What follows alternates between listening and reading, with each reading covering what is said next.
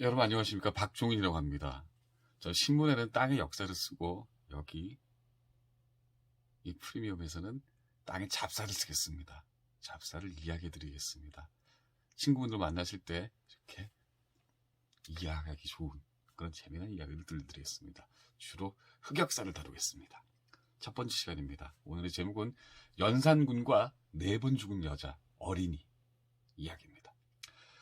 연산군은 폭군입니다. 우리 잘 알고 있습니다. 연산군을 동정하는 사람도 있습니다. 우리 모두 아는 것처럼 어머니 윤 씨가 폐비되고 그리고 사형을 받고 죽었는데 그 사실을 알게 되고 나니까 사람이 폭군으로 변했다. 그 트라우마가 폭군이 됐다. 이런 얘기도 하죠. 거짓말입니다. 말이 되지 않습니다. 폭군은 폭군입니다. 그냥. 그리고 연산군은 폭군을 넘어서 악마입니다. 권력을 가진 악마입니다. 악마라는 게 원래 권력이 있는 존재겠죠. 근데 사람 중에서도 악마성을 가지고 있는 그 악마성을 대놓고 실행에 옮긴 악마 권력자입니다. 예, 근데 이런 거죠. 아버지 성종한테 뭐 저기 어미소하고 같이 있는 애기소를 보고 송아지를 보고 쟤는 어미소가 있어서 좋겠다라고 슬퍼했다는데 그건 극히 일부일 뿐입니다. 볼까요? 연산군 19살에 왕이 됐는데 왕이 되고 나서 석 달이 지났습니다. 그러니까 1495년 3월 달에 그때 연산군이 밑에 신하들을 불러놓고 그렇게 묻습니다. 성종인거 묘지문에 윤기견이라는 사람이 있는데 혹시 이름이 잘못된 게 아닌가? 이거 알아보라. 그랬더니 뭣도 모르고 승종으로서 이렇게 얘기를 합니다. 폐비 윤씨 아버지인데 윤씨가 왕비로 책봉되기 전에 이미 죽은 사람입니다. 그런 거예요. 근데 알고 봤더니 윤기견 사람은 자기 외할아버지거든요. 그래? 우리 어머니가 폐비가 돼? 난 듣도 보도 못한 일인데?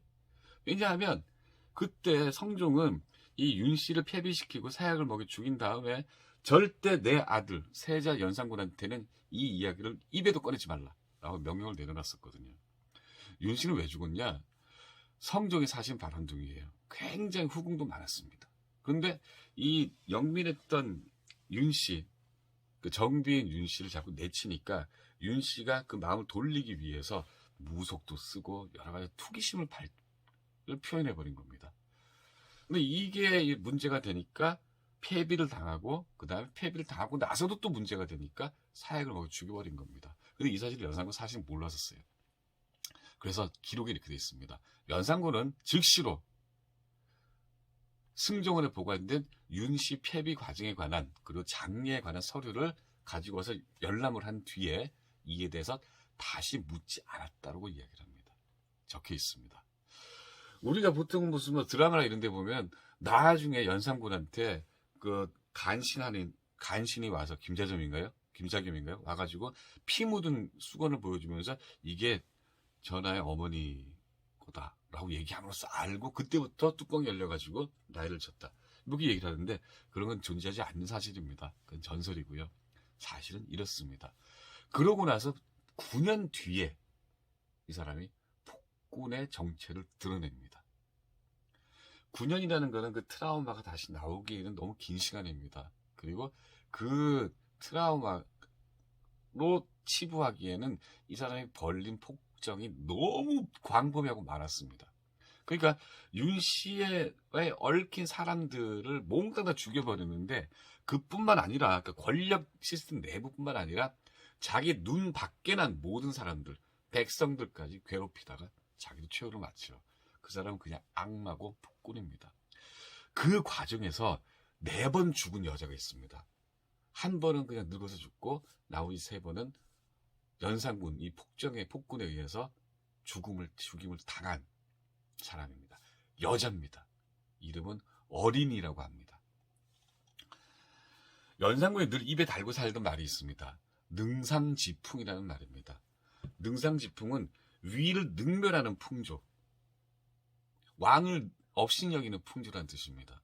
조선인은 원래 왕권과 신권의 조화를 이루어서 정치를 해가는 그런 시스템을 이상적인 정치로 했던 나라죠. 건국 이념이 그랬습니다. 재상들이 큰 힘을 가지고 있었죠.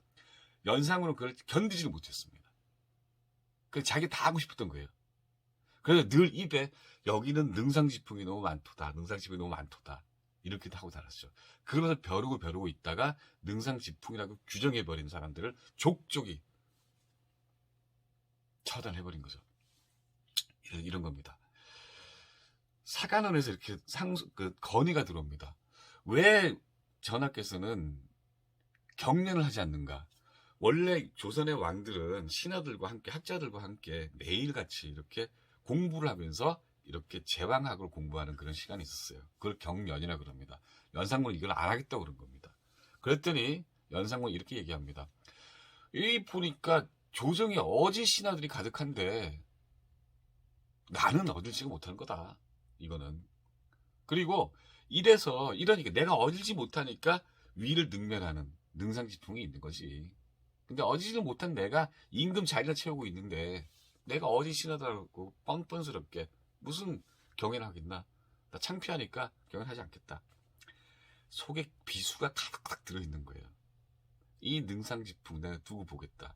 니들 얻을다고 니들 주장하는 그 나를 얻을지 못하다고 없이 여기는 니들이 얼마나 오래가고 오래 정치를 잘하는지 보겠다. 지금 말로 하면 조금 있어봐 나 삐뚤어지겠다. 이런 얘기를 선언한 겁니다. 그게 1504년 4월 23일입니다. 자, 1504년 4월 23일 요 날짜를 잘 기억해두세요. 폐비 윤씨 사건에 얽힌 사람들은 연산군에 의해서 거의 100% 엄청난 형벌을 받습니다. 대부분 죽음에 이르는 사형에 해당하는 형벌을 받습니다. 근데 그 형벌들이 굉장히 독창적이고 창의적이고 드라마틱한 형벌입니다. 경국대전, 그러니까 조선의 법들을 모아놓은 경국대전에는 이러이러한 형벌을 줘야 한다는 형벌 자체가 규정이 돼 있어요. 근데 연산군은 이를 뛰어넘는 굉장히 창의적인 형벌을 개발합니다. 예를 들자면 이런 겁니다. 손바닥 뚫기, 천장이라 그럽니다. 불로 지지기, 낙신이라 그럽니다. 그리고 가슴 따개기, 무거운 걸 얹어가지고 아예 가슴을 부러뜨려 버리는 거예요. 이거를 착흉이라 그럽니다. 그리고 뼈 발라내기, 과골이라 그럽니다. 그리고 마디마디 잘라내기, 촌참이라 그럽니다. 그리고 배 가르기, 고복이라 그럽니다. 이런 형벌들을 다 연산군이 개발해서 그렇게 형을 이렇게 판결을 하고, 판결도 없었죠. 그렇게 처벌해서 죽이라 그럽니다. 그리고 또 한 가지의 벌이 있는데 이건 너무 독창적이에요. 죽은 사람의 뼈를 갈아서 바람에 날려버리기, 쇠골표풍형이라 그럽니다. 이건 연산군이 개발한 임기응변식으로 즉흥적으로 개발한 형입니다. 이 쇠골표풍형으로 한번 죽음을 당했던 사람이 어린이라는 여자입니다. 그리고 이 어린이는 성이 백신데 아버지 성종을 길렀던 유모입니다. 이름은 어린입니다. 1479년에 그때 당시에 성종의 비였던 왕비 윤씨가 이렇게 문제를 일으키니까 그걸 목격을 하고 그리고 듣고 그래서 성종한테 고자질을 하죠.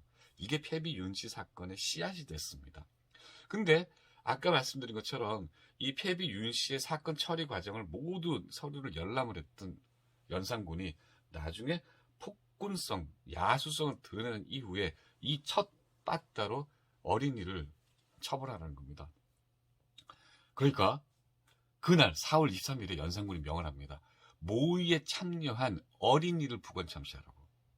부관참시는 관을 부수고 참시, 시신을 자른다. 목부터 토막토막 잘라내는 그런 형입니다.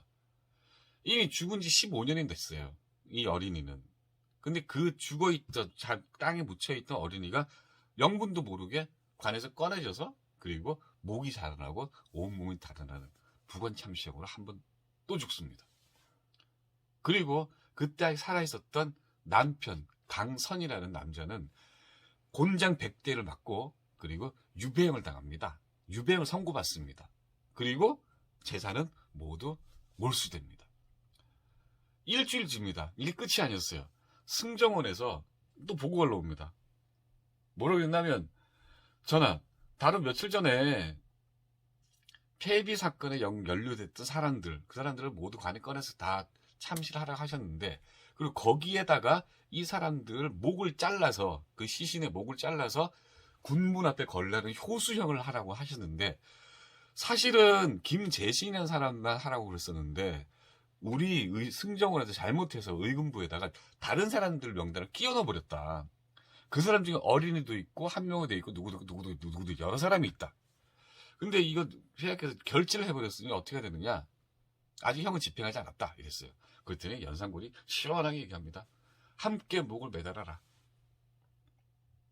자기가 잘못한 것도 아니지만 하여튼 이 절차상으로 큰 잘못이 있었는데, 그리고 굉장히 명예와 관련된 그런 형벌에 관련된 그런 보고서인데 그냥 가라는 겁니다. 그래서 어린이는 영문도 모르게 땅에서 솟았다가, 그리고 목이 잘려서 그 잘린 목이 한 번 더 군부대 앞에 효수되는 그런 형을 또 받습니다. 늙어서 한 번 죽고, 부관참시 한 번 죽고, 그리고 잘못된 명단 착오임에도 불구하고 또 그 목을 또 빼서 걸어버리는 그런 효수형을 당하죠. 이 한명회 같은 그런 권력자들도 억울하겠지만 이 어린이는 참 불쌍합니다. 그리고 석 달이 지났습니다. 8월 19일에 연산군은 어린이 남편, 아까 그 곤장 백대에다 유배행을 당했던 그 어린이 남편 강선을 유배행을 취소를 해버리고 능지처사를 합니다. 능지처사는 이렇게 천천히 천지의 언덕을 오르듯 처사, 죽인다 라는 뜻입니다. 살갗을 도려내는 거예요. 오늘은 요만큼, 내일은 요만큼. 그래서 결국에는 그 끔찍한 고통을 견디가 못해서 나중엔 자진해서 그냥 죽는 그런 형을 능지처사형이라고 합니다. 끔찍하기 이루 말할 데가 없는 형입니다. 굉장히 고통스러운 형이죠. 그래서 유배행을 그쳤던 강선은 능지처사로 죽습니다. 사형을 당합니다. 사실 이 능지처사형 그리고 부관참시형을 당했던 조선 최후의 죄수는 아시겠지만 갑신정변의 주인공 김옥균입니다. 근데 김옥균은 부관참시를 당한 다음에 그 참시된 그 시신이 또 한 번 능지처사를 당합니다. 그 이야기는 끔찍하게 이루 말할 데가 없고, 그 때문에 나중에 우리가 좀 내공이 쌓이면 다시 말씀드리겠습니다. 배심이 좀 있어야지 들을 수가 있습니다. 자, 어린이에게 덮쳤던 그 운명은 끝이 또 아니었습니다. 그 이듬해 1505년 1월 26일에 연산군이 또 이렇게 명을 내립니다. 자, 어린이 누구 경옥경, 조지서, 이파, 두대 이런 사람들의 뼈를 부순 후에 이를 강 건너로 가루로 날려버리라고 명내립니다. 아까 이게 쇄골 표풍형이라는 게 바로 이날 1505년 1월 26일에 조선 왕국의 창조가 됩니다. 그리고 그 소위 말하는 첫 바다가 어린이였고요. 어린이는 그러니까 자연사하고 그리고 부관참시 당하고 그 다음에 명단 착오에 의해서 효수형을 당하고 이날 다시 한번 그 효수형을 당하면서 남아있는 뼈가 다시 가루로 다 갈려서 강 건너로 뿌려져 버립니다. 그냥 사라져 버립니다. 죽고 또 죽어서 영혼이 있는지 없는지도 불분명한 그 시신이 형체로 찾을 수 없는 한 여자가 이제는 가루로 변해서 바람 속에 사라져 버리는 그런 형을 받고 말죠. 권력과 악마성이 결합했을 때, 한 사람 안에 결합했을 때 어떤 일이 벌어지는지, 그 극단이 뭔지를 잘 알 수 있는 그런 이야기입니다. 이날 이 쇄골표 풍형을 받았던 시신들 중에 조지서라는 사람이 있습니다. 조지서는 연산군의 세자시절의 스승이었습니다. 근데 많이 꾸짖었어요. 너 이러면 안 된다. 사회자를 이러면 안 된다. 그거를 가지고 있다가 제가 권력을 잡고 나서 한참 있다가 조지서 저자 기다리고 있었다. 죽여! 하면 죽이고 나서 그 다음에 이번에 쇄골표 풍형을 다시 가한 겁니다. 그리고 그해 가을에 어린이의 남편, 이미 벌써 능지처사형으로 죽은 강선에 대한 청원이 올라옵니다. 강선의 종이었던 종다라는 여자가 청원을 하죠. 우리 주인은 아무 죄가 없다. 그 폐비 윤씨 사건하고는 전혀 무관한 사람이다. 라고 청원을 합니다. 연산군한테. 그때 연산군이 이렇게 얘기를 합니다. 자, 종가를 죽이고 그 시체를 자르고 쪼개라. 실록에 이렇게 되어 있습니다. 시체를 자르고 쪼개는 형벌, 고척기시라는 형은 이때 비롯됐다고 얘기를 합니다. 그리고 실록의 뒤에 이렇게 기록이 되어 있습니다. 사람을 형벌할 때 교살, 목을 졸라 죽이고, 목을 매서 죽이고, 또 목을 베고, 그리고 부족해서 사지를 찍고도 부족해서 마디마디 자르고 배를 가르는 형을 연산군이 썼다라고요. 악마죠, 이거는. 이 악마를 가련하다고 동정할 이유는 하나도 없고, 동정한다면 그거는 잘못된 사고방식입니다. 역사를 보려고 그러면 이렇게 이 사람의 큰 실체를 또렷하게 기록되어 있는 걸 봐야지 나중에 있는 무슨 기록이나 전설이나 소설을 믿어서는 안 됩니다. 그렇게 된 역사가 발전하지 못하고 술자리도 재밌으시지 않습니다. 있는 대로 해요. 하나 더 있어요. 악마가 혼자 있겠습니까? 악마는 언제나 누구의 조력을 받습니다. 그리고 이 연산군이라는 악마 옆에는 이 악마를 조력했던, 그러니까 힘센 나쁜 놈 옆에 붙어있던 힘센 간신들의 조력을 받았습니다. 간신 몰입애들이죠. 어린이가 이렇게 죽은 사람이 목이 이렇게 군물에 달리고 석 달이 지났어요. 석 달 지나고 다 끝냈을 만도 한데, 근데 그때 의금부에서 이렇게 보고를 나옵니다. 연산군이 시킨 게 아니고 의금부에서 자발적으로 보고를 합니다. 어린이의 동성 삼촌, 그러니까 큰아버지 작은아버지도 되겠죠. 큰아버지 작은아버지를 다 뒤졌는데 그 사람들 고문까지 했는데 조사를 받는데 아무것도 안 나오더라.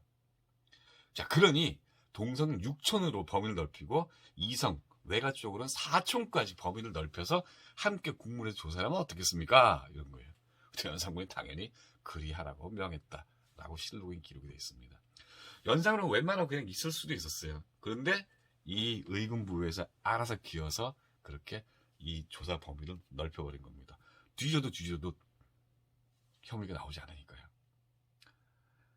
그러고 그 전에 연산군이 이 어린이를 부관참시하라고 명하던 바로 4월 23일, 그날은 연산군이 나 이제 삐뚤어질 거야 라고 선언했던 그날이기도 합니다.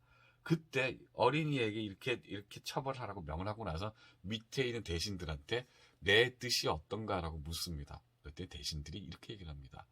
성상의 하교가 지당하십니다. 실록은 이렇게 기록합니다. 모든 일을 먼저 정한 뒤 회의에 넘기니 재상들은 다시 이해가 없고 모두 하교가 지당하다고만 했다. 이게 1504년 4월 23일 연산군 일기에 기록되어 있는 내용입니다. 그날의 풍경입니다. 풍경 상상해 보십시오. 국무회의에서 대통령이 무언가 굉장히 부당하고 부정한 그런 명을 내렸는데 국무대신들한테 물었더니 하교가 지당하십니다라고 얘기를 합니다. 이게 나랍니까? 연산군은 악마고 그리고 나쁜 권력자였고 그냥 순수한 폭군이었습니다. 그리고 그 악마는 홀로 막장을 벌이지 않습니다. 모두 하교가 지당하다고 하는 그런 간신들이 있었기 때문에 그런 막장 드라마가 가능했죠. 주연, 조연 다 존재를 했습니다. 여기까지가 악마와 그 악마를 조력했던 추종자, 간신들과 이들에 의해서 4번씩이나 죽음을 당했던 슬픈 여자, 어린이 이야기였습니다. 오늘의 박종인의 땅의 잡사, 막장 드라마 이야기였습니다. 다음 시간에 또 뵙겠습니다.